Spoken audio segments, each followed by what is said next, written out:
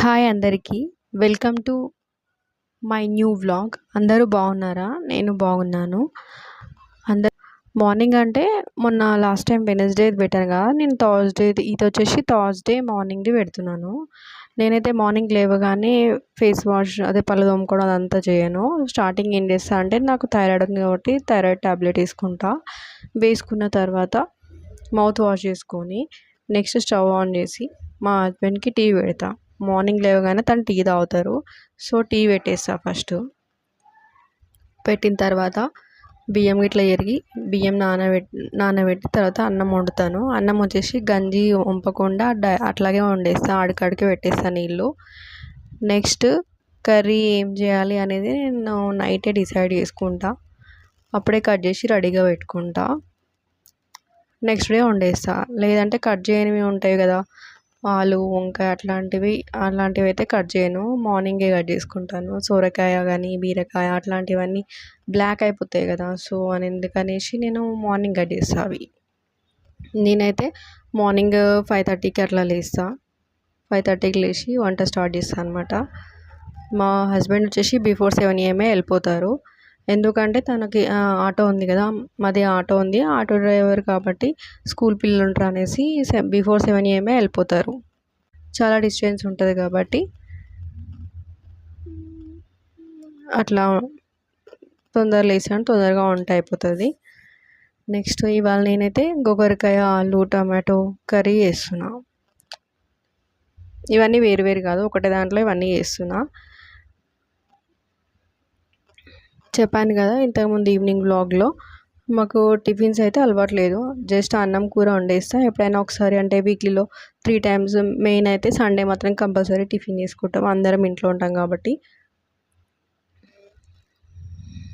But మా husband మాత్రం బయట డైలీ టిఫిన్ చేస్తారు, తనకు బయట టిఫిన్ చేస్తారు కాబట్టి లంచ్ మాత్రం ఇంట్లో వండిందే తింటారు. ఇవాళ అయితే నేను ఇప్పుడు గోకరకాయ ఉడకబెట్టలేదు, ఎందుకంటే అవి లేతగా ఉన్నాయి కాబట్టి ఆలు వేస్తే టేస్టీగా ఉంటుంది అండ్ పిల్లలు కూడా ఇష్టంగా తింటారు కాబట్టి ఇలా చేస్తున్నాను అనమాట. ముందుగా అయితే నేను టీ పెట్టేసిన తర్వాత రైస్ అయింది, నెక్స్ట్ కర్రీ వండుతున్నాను.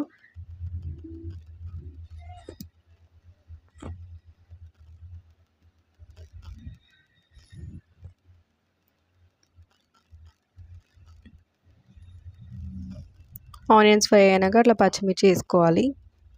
ఇవన్నీ ఫ్రై అయినాక పసుపు, అల్లం ఎల్లిగడ్డ ఉంటే అల్లం ఎల్లిగడ్డ, నెక్స్ట్ కరివేపాకు వేయాలి.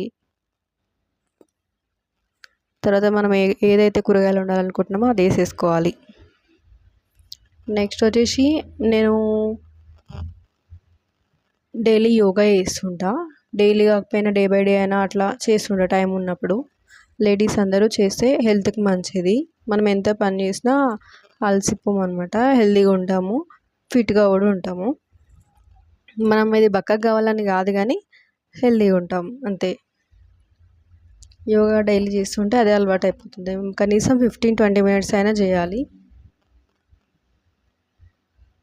నేనైతే ఆఫ్టర్నూన్ వాకింగ్ చేస్తా, ఈవినింగ్ కూడా వాకింగ్ చేస్తాను. ఆఫ్టర్నూన్ అండ్ నైట్ చేస్తాను, కనీసం 20-30 minutes అయినా చేస్తా. మీరు కూడా అట్లా చేయండి.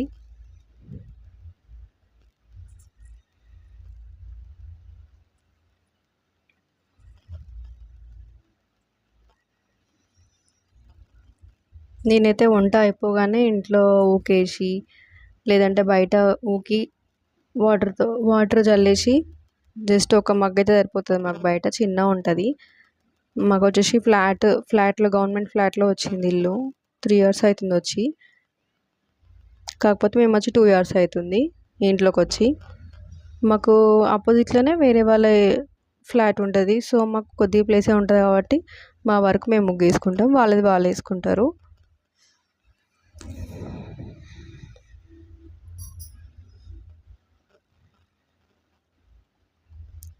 ఇట్లా గోకరకాయ ఆలుగడ్డ వేసినాం, ఫ్రై అయిన తర్వాత మళ్ళీ టమాటా వేస్తున్నా.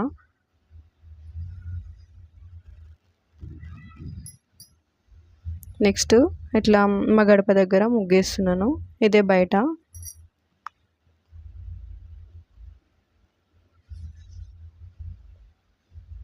బార్డర్ ముగ్గేయాలి కదా, అది వేస్తున్నా. మీకు కనిపిస్తలేదు ఎందుకంటే మాకు అది వాటర్ లేవనుకోండి, వాటర్ ఉండగానే పచ్చిగా ఉండగానే వేయాలి, లేకపోతే మాకు గాలి బాగా వస్తుంది. 7th ఫ్లోర్లో ఉంటాం కదా, గాలి బాగా రావడం వల్ల ముగ్గు అనేది ఇట్లా గాలి కొట్టుకోవద్దు ఉంటుంది. సో పచ్చిగా ఉండగానే వేయాలి. నేను వచ్చేసి 7 చుక్కలు ముగ్గేస్తున్నా. 7 చుక్కలు 2 వరుసలు వేసి ఒకటి వచ్చే వరకు.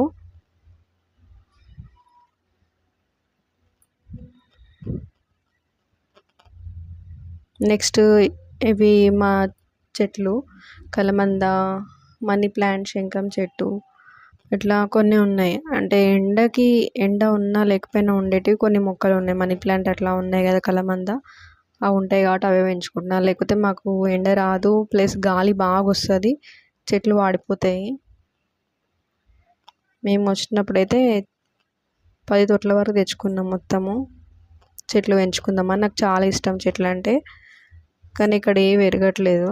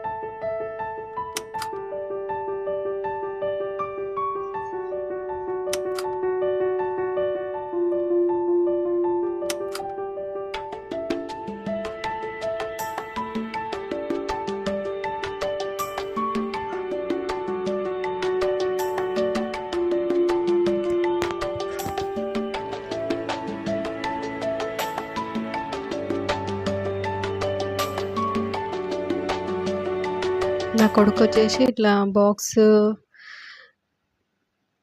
కర్రీ సపరేట్ పెట్టుకొని తినడం నాకు ఇష్టం ఉండదు. సో ఇట్లా కలిపి పెడితే తింటాడు.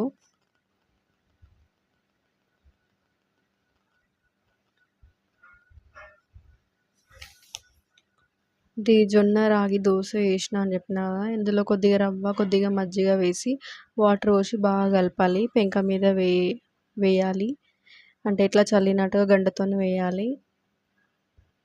ముందుగానే ఆయిల్ వేసి తర్వాత దోశ వేయాలి. వేస్తే నార్మల్ దోశలాగా క్రిస్పీగా వస్తుంది.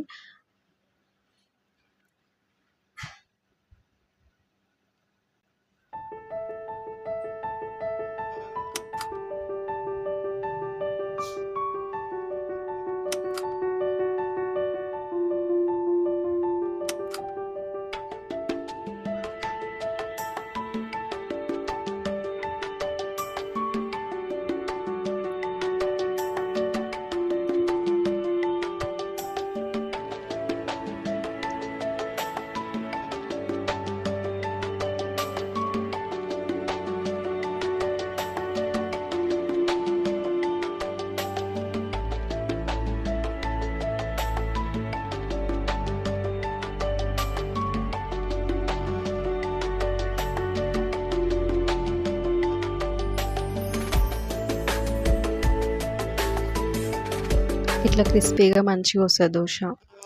మీకు నా వీడియో నచ్చినట్టయితే మరిన్ని వీడియోల కోసం నా ఛానల్ని సబ్స్క్రైబ్ చేయండి, like and share. Thanks for watching. Bye.